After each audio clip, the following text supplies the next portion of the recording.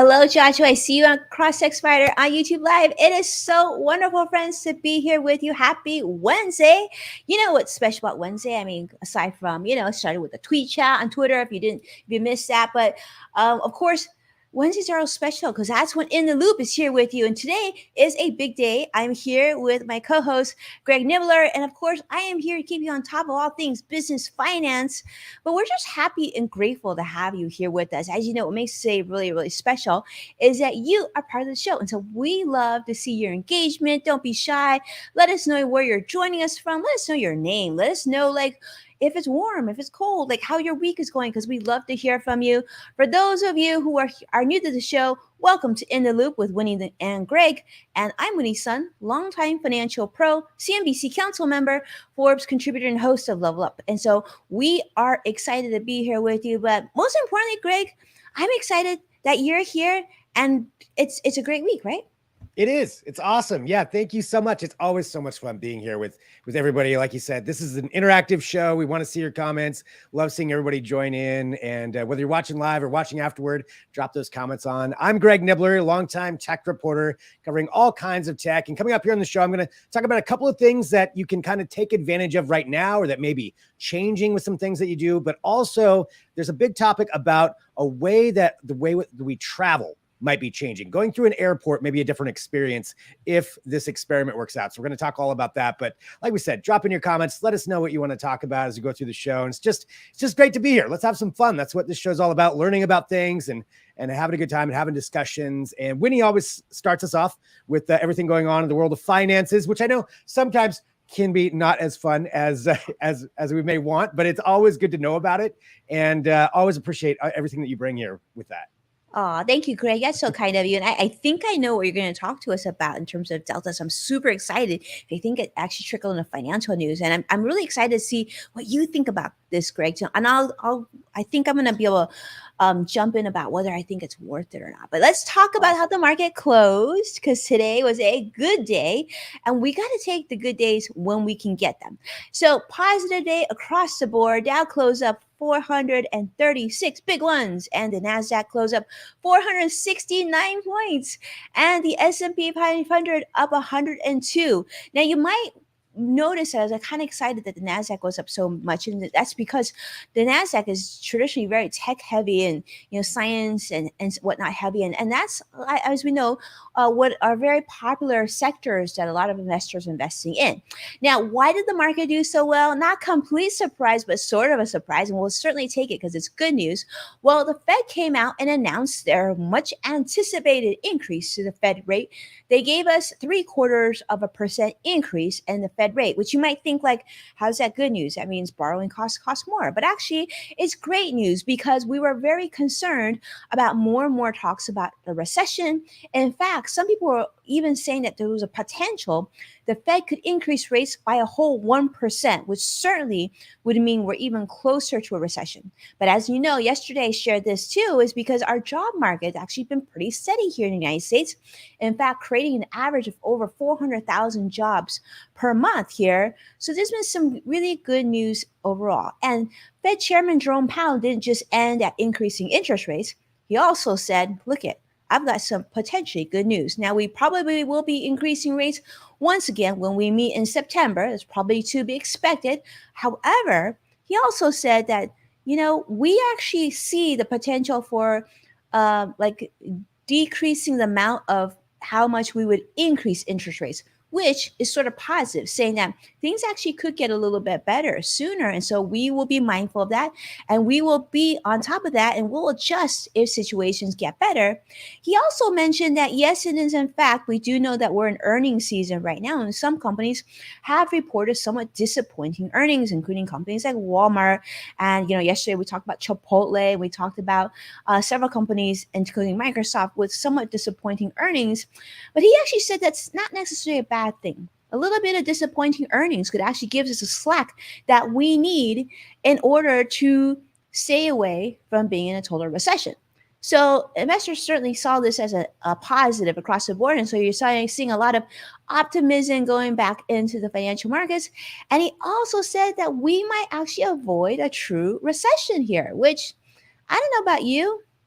I mean, I feel like yesterday, today, not much has changed, but certainly feels a lot better when someone tells you that, we might not be going into a recession. And I think we'll take the positive news where we can get them.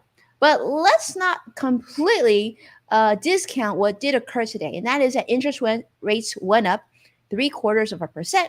So let me tell you about 5 things that are going to immediately get a lot more expensive, or at least a little bit more expensive, just so that you have this on your radar.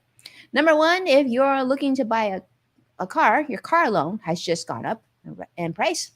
And credit cards. If you have credit card debt, well, your payments are probably going to get higher because now your credit card interest probably just went higher as well.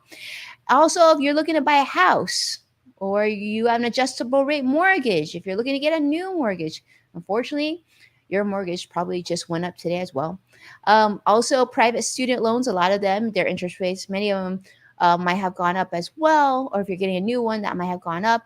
And other variable rate loans, these are things such as your home equity line of credit loan that probably went up as well. So those are my top 5 of things that probably went a little bit more expensive.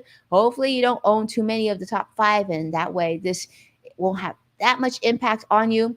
But let's talk about some of the other companies, because sometimes we think like, well, we're struggling. Certainly we're paying much more in groceries and gas is getting more expensive. But what about the big guys, right? What about the ultra wealthy or the ultra successful companies? What about them? Well, I can tell you 2 companies reported earnings today, and unfortunately, numbers weren't quite as good as they were hoping. As you remember, yesterday, Google or Alphabet reported sort of disappointing earnings. We also saw that with Microsoft yesterday, so 2 big ones. We're waiting for Apple pretty soon, but well, hopefully Apple does well. We'll see. But Meta, which as you know is Facebook, did report today, and unfortunately, disappointing earnings from them as well.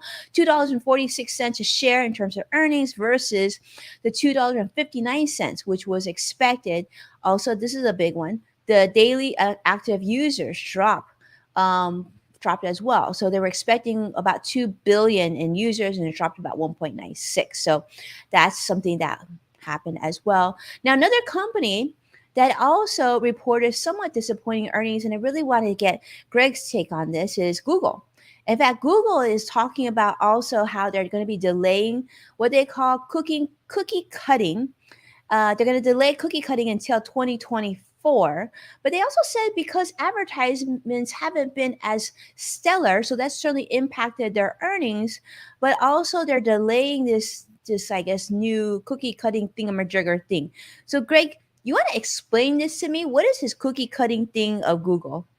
Well, I can explain it a little bit. So it's the idea of, using cookies to track what sites you go to and how that's, when you go to a website on a browser, there's a cookie that's placed in your browser that says you were there and where you're going to, and it gives them information. And that's what they use to sell their advertising on. So I'm not well versed in the advertising side of things, but that's going to drastically change things when it does happen, especially for the advertisers and people who sell Google ads and how they go about that. So that is a big deal that they're delaying it.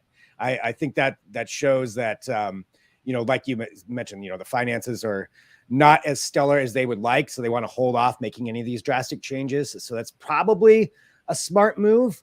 But I imagine people in the advertising world are a little bit, I don't know if they're happy that this is getting delayed, or if they were already preparing for this and now they got to put all their other plans on hold for a while, still do things the way that they have been. So I'm sure there's going to be some ramifications to that or some fallout to that one way or another, good or bad. Mm-hmm. But yeah, so I think that's a big sign. If Google's willing to hold off on something as major as that, that's going to be a big deal. I see some comments coming in there too. Vicky says TikTok will be the next search engine. Yeah, TikTok. Yeah, YouTube is honestly, YouTube might be one of the biggest search engines. It might be the biggest. I can't even remember exactly. Yeah, I think so. Yeah, as far as searching. Mm-hmm. So, we'll have to see how that all shakes out. But I think it's definitely a sign of what's going on with Google and Microsoft. Neither of them, coming in as good as they expected, and just kind of holding off on some of these major changes. So, we'll see what else that does. Yeah, Greg, I'm so glad you shared this. That makes perfect sense. I mean, I think what we're seeing today is, Google is certainly, talking about the reduction of advertisers. We heard that yesterday as well from Microsoft, having some difficulty in their cloud services, but also Meta, right? Facebook is also Yeah. seeing less users, less people spending money on advertising. We know we already saw that out of Twitter and I think TikTok as well. So, oh yeah, actually, in fact, Google did announce that yesterday that YouTube advertisers were also down significantly too. So it makes sense, right? The economy is weaker. We are feeling the pressure of inflation, and therefore consumers are spending less. And so brands are saying, hey, let's not be so aggressive in our advertising dollars, which is interesting because if that's the case and there's maybe less brands competing for advertising space, if you're a brand that has the capital to be able to advertise, this actually might give you more eyeball for your money. One other area that, sort of my last sort of share for today is this. I know you're going to be talking about travel very soon, Greg, but this, is on the financial side on Spirit Airlines. So you may have heard Spirit Airlines. For those of you who have flown Spirit Airlines, sometimes my travel friends will say like, "Have you flown Spirit Airlines?" I'll say, "I'm sorry if you had to," but Spirit Airlines is sort of that discount airline, and I guess they've been having some financial issues, and so they've been talking about sort of creating a combination with Frontier Airlines, which is also very much a budget airline, but that isn't going to take place, it seems, because today it was announced that they were going to vote on this, but it looks like it's not going to happen now. And in fact, JetBlue has made an all cash offer to purchase or take over Spirit Airlines, which I'm kind of excited about because I really, really like the JetBlue franchise. I feel like they do budget right. Their pricing is reasonable, but also they give you a great flying experience. And so JetBlue has made an all cash offer for Spirit Airlines. Now, if that combination comes to fruition, this will actually make JetBlue then, I guess, the fifth largest airline here, I think, in the United States. So that's kind of exciting to see. We'll see how that take place. I'm always for like airlines or travel experiences that do a great job and make that travel experience really good. That I like to see them being successful, and I think Curtis and my team is probably like grinning right now too because I know he likes to fly JetBlue as well. And Vicky, it is so great to see you. We missed you yesterday. And by the way, Vicky, I want to tell you, I shared a little bit of news on the show yesterday just for you, and you weren't here. So I'm glad that you're here today. But Greg, so you want to take it over? I want to hear what do we got for tech this week? Okay, so we have a few things. One, that's really interesting that JetBlue is taking over this. So I think that's great too. I also like JetBlue Airlines. It's a good experience. But let's talk about some tech stuff. So the first thing I wanted to bring up is kind of has to do with what's going on, at least for me locally, which is a heat wave, which seems kind of like an odd thing to bring up in tech. But here in Oregon, where I'm at, we have a excessive heat warning for like the next 5 days. It's like I think it's 98 or something. So if you see me sweating, that's why. My house isn't built for 98-degree weather, so if I sweat, forgive me. But it's bound to happen. But one of the things that the government is doing is they put out a website called heat.gov. And this is a newer site. And what it's designed to is actually help people start to understand this as we have more and more things like this happen. I know the rest of the country had the excessive heat waves over the last couple of weeks. It's now come to the Pacific Northwest. But it's kind of looking at ways that you can help, mitigate some of the issues that could come from that, some of the health issues, especially how you can maybe more economically cool your home, like lots of information and details on there. And I feel like it's a good thing to just be aware of for everyone, because regardless of where you live, you're probably going to experience it. I think Vicky's over in the UK. I know they just had a really bad one where it even shut down airports I was seeing because the runways were melting. So it's, yeah, crazy stuff. So it's one of those things that's just kind of a reality that we have to start looking at. So I want to make sure people knew about that. There's tons of info on there about how to plan, prepare, what you can do, local news, all kinds of things as far as what you can do to be prepared for that. So that's really all there is to that. But I thought that was kind of a cool thing to just make people aware of as we're going through this, especially if, for people who may not have the ability to get somewhere to get out of the heat, or what you can do. Number one, drink lots of water. Always drink lots of water. I have not drank enough water today, so I'm reminding myself of that. But yeah, it's just a good site to be aware of. So wanted to put that out there so everybody knew about that. Thank you. I had no idea about it. Then thank you, Greg. Yeah, I just found out about that today, actually. So somebody else had shared that. So thank you, whoever that was on Twitter that posted that, because now I got to know about it. So let's go on to some tech stuff. So you mentioned Google and Alphabet talking about the earnings, but there's also some other things coming from Google, some changes that are happening, and some updates to some things if you use some of these products. So Google Maps is now going to be having some changes that are happening, and I think they're cool. Some of them are more useful, some of them are more interesting. The first one is this: you're going to start adding on to certain landmarks in cities. You're going to get these things called flybys, to where you're going to be able to essentially take a look at a big monument, and they've added this into, with their regular maps. It's kind of like a satellite view, but then an animated view, a 3D view, everything going in, and this is all part of Street View. So if you go to some place and you want to get a better idea of what the monument is, what the area is around the monument, it just gives you kind of a cool way to look at it. And they're adding that in. There's not a ton of them yet, but some of these big places where you go, it's kind of just a different way to experience it, and a different way, maybe if you're going to be traveling there for tourism reasons, you can just get a better feel of what's going on. So I always like additions like that. But Greg, let me ask you this. So do you have to be near the location? Like, for example, here I'm in Southern California. If I want to look at Big Ben, right, can I do that now? Or do I have to be within a certain area of this? No, I think you can go look at it wherever you are. So if you ever like just have fun, I do this frequently where I'll just go on maps and be like, I want to look at Zimbabwe right now, and just like, check out some city in Zimbabwe for some reason. I don't know why I'm picking Zimbabwe, but wherever it may be, I kind of enjoy that. If I can't go somewhere, I want to see what's going on. You should still be able to do that with these flybys. So that's going to be rolling out here pretty soon. And they have a list of the different places that they're going to be doing. And, naturally there'll be more and more added on there, but that's one of the changes. Now, another change that I'm really excited about, because I ride a bicycle. I'm here in Portland. We've got a lot of great bike lanes and roads. It's a good for, for commuting and just for exercise and fun. They're updating some of their cycling maps, and I really appreciate these updates. So right now, if you're in an area where there's a lot of cycling, you can always type that in as your option, put cycling there, and they'll give you, a couple of different routes that you can choose. But they're going to be adding in a lot more detail on those routes, like if there's a giant hill on that route that you should be aware of, if there's a lot of traffic, if it's going to take you someplace where there's typically a lot of cars, or if you're going off on a bike lane exclusive, you're going to get a lot more details. And I think that is great for, because I can't tell you how many times I've gone on a ride, like, I want to go check out some part of the city, and then I get over there and then there's like a gigantic mountain that you have to go up in the middle of your route. If you're not wanting to do that, sometimes that can be a bit of a pain. And now you'll get to know a little more about what's on your actual route, like get some more of the topography and all that detail. So that's pretty cool. And there's going to be more updates coming with that as well. So that is really cool. And I think that makes use a little safer too for riders, for sure. Yep.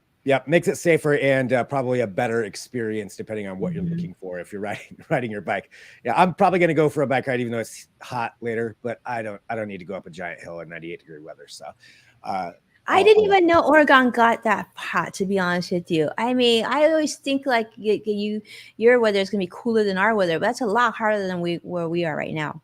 Yeah, it is a heat wave that's going through, but we're getting it more and more. I mean, last year we got that one that was insane. It was like 116 degrees for 3 days. That's really weird.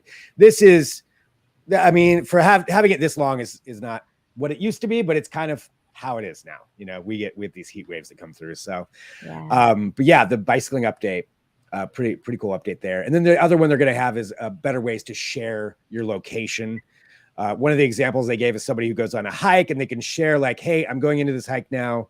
And then if they pick a specific person, they can get a ping when that person's back out at, like, say, the trailhead, which maybe not everywhere that's going to be a big deal, but around here that is, because that's what a lot of people do is you go hiking, and if you something happens and you don't show back up where you're supposed to be, somebody would know, and that way they can send help if, say, something had happened. Or you're going to a concert and you want to let people get a better idea of tracking you. It's not that you can't do some of that now, but it's just some improvements to that are going to be coming on. So another I'm sure there's going to be a lot of use cases that'll be pretty good for that if you want to share your location with people. So those are just some of the updates that are coming to Google Maps that they've been highlighting here this week. So yeah, there's that. There's also changes to Gmail, all kinds of things Google oriented. But getting out of the Google side of things, let's get some other cool things. So there is this topic, which I've been kind of covering this week on a couple of different outlets, because I think it's really, really cool what they're doing. And specifically, I think, Winnie, you being in Southern California with all of your beaches, you might find this interesting too. And this is actually happening in Spain. And it's from a story that came out, I believe it was last week, about Spanish beach. And there was a 14-year-old kid who swam too far out and got into trouble. And so they have lifeguards, there, but this kid was so far out, it was difficult for them to get to him right away, to where the potential for drowning was there. But in Spain, across, I believe it's 20 some different beaches, they have 30 of these Lifeguard Drones. So it's from a company called General Drones. And it was a couple of lifeguards who actually created this company because they had noticed, they want to get to somebody as quick as possible. But even with jet skis, if somebody's out far, maybe they don't get there in time. So they created this drone that can fly, with all the different obstacles they have as far as sand and seawater and salt and wind and all of that. And the drone, this drone actually, have a pilot that flew out there, and it's able to drop down via a cable a life vest for this kid. And this kid was able to get on that life vest because they couldn't get there quick enough, and probably saved his life with this life vest. That's amazing. Yeah, it's just such a great use case of technology, to help save lives, really. And I just think it's really cool what they're doing with that. That's amazing. Right? Yeah. Yeah. And so you could see there, even on the timer, like how quick they were able to get out. They knew they're in trouble. They've got these pilots that can specifically fly them there. And then, the rescuers were able to get out there as well to fully save them. But they gave them. That's incredible. Mm-hmm. Yeah. Isn't that neat? Yeah, that is so cool. Thank you that's a great use of tech. We got to give an applause for that. Yeah. Sure. Yeah. Great job on their part. So that's, that's their whole thing. They want to have this all these. We had to do it. I forgot we have now. Yes. So yeah, that company though, pretty neat what they're doing. So General Drones, and I could see that becoming something that's used in a lot more places too, because there's also a lifeguard shortage, that's going on. There's not enough. Yeah, and I'm sure for you probably experience this a lot more than I do, as far as going to beaches and with everybody out there. Yeah, I mean, for sure. I mean, like a lot of our local beaches here, the lifeguards go out, they leave like at 6 p.m. when it's still really nice out. And so a lot of times they'll say, especially those of us with kids, make sure to keep your kids close by. But let's be honest, right? There's going to be people who get in the water, and you're right. And that those like few seconds or minutes can make the difference of life and death. And wow, how incredible. What a great use of technology. I'm excited to see that. So yeah, that was pretty cool. Yeah, I would like to see that, happen more and more. So again, anytime that tech is used for something good like that, I just think it's really, really exciting and cool. So General Drones, you can check out, they've got some great videos online too. And you can check out a lot of their stuff. All right. So the final thing I've got here for something that's trending, this, I know, we all love to travel. And this is talking about the airport experience and how it could be different. And this is something that Delta is trying out. Right now, it's only at the Detroit airport. So that's the only place that is being tested right now. But they're calling it parallel reality. So here's how this works. You know how when you go through an airport, you look at the big giant screens with all of the flights, and you want to try to find your flight, and everybody's always looking at those things. This would change this to where they're very personalized specifically for you, but using those same screens that everybody's looking at. So this is kind of weird.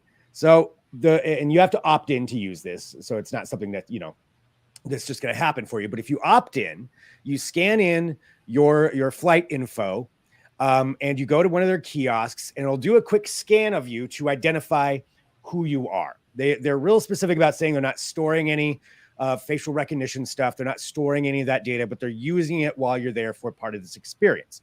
So they know your shape, they know who you are, they know what you look like. So when you go up, once you do that, you go up to one of those giant screens.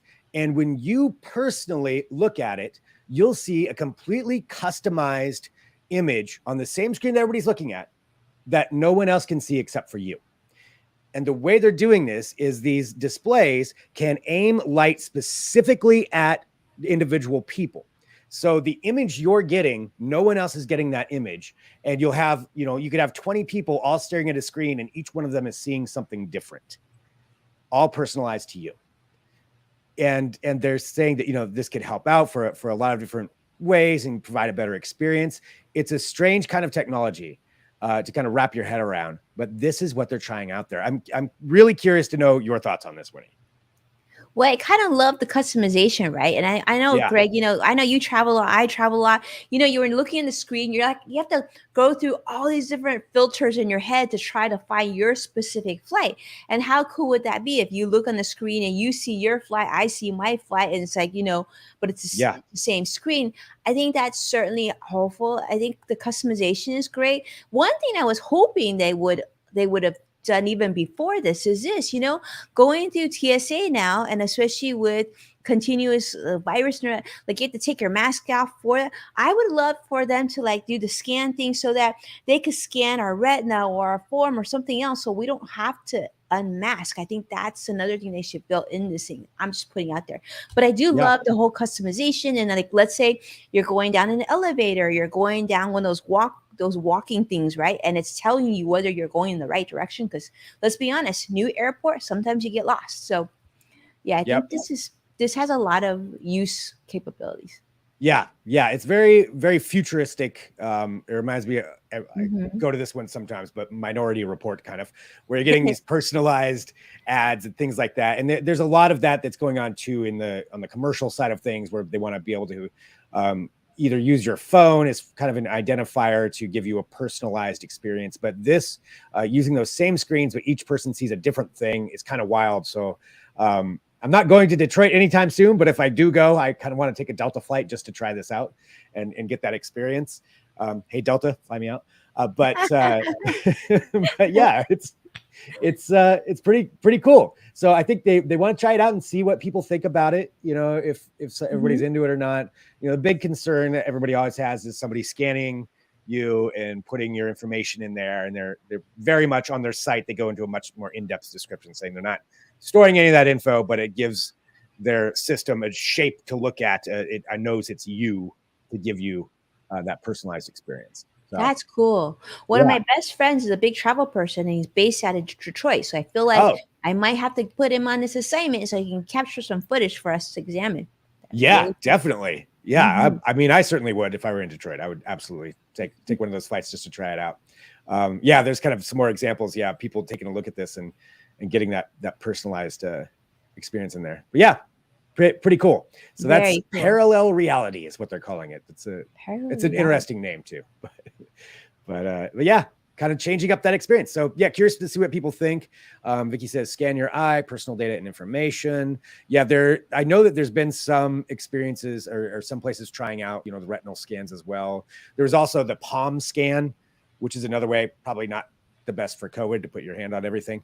But there's, different ways that they can identify you just through your palm or through your blood vessels. So I think we'll see a lot of these different things happen. But anytime tech's being used to change up the experience and personalize it, I want to know about it, whether I like it or not. I want to know about it. So. we want you to know about it too, because when you know about it, you share with us, Greg. So we love hearing about it. So very cool. And Sadiq is here with us, so Sadiq probably enjoy that too. Yeah, para reality. Yeah, that would be interesting. Yeah, it's kind of cool just to see where it's going with it. So I'm excited to see the results and what the feedback is, if people actually enjoy it or not. But yeah, changing up that. So wanted to share that with everybody. And there's just kind of things like that I've been finding. There hasn't been a lot of huge tech updates. There's a bunch coming up though. There's some Samsung announcements. I think we're going to get some new phones here within the next week and a half, I think, is when the presentation is. So there's a lot of cool new tech products coming up. Apple's just over the horizon. So we're starting to gear up into new product releases. But right now, I love looking at these experimental things and just seeing what could be, what people are trying out. And that's why I always love when people send me that stuff too. So please feel free to send anytime. send me a message. You see something cool or crazy new tech or something you find interesting, message me by all means, or tag me and let me know about it. I always love hearing about it because there's just so many cool things going on. It's, one person can't keep track of all of them. So I love people helping out with that. Yes, and I know Sadiq's been really great at helping you, Greg, for that. But yeah, this stuff is interesting. It's great to see what's coming in the future and what we can get excited about. It gives us hope too, with all the stuff that we're hearing in the news. So really exciting. Yeah.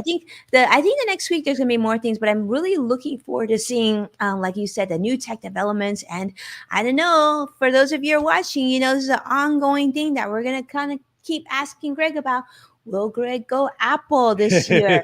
Will he be an iPhone adopter?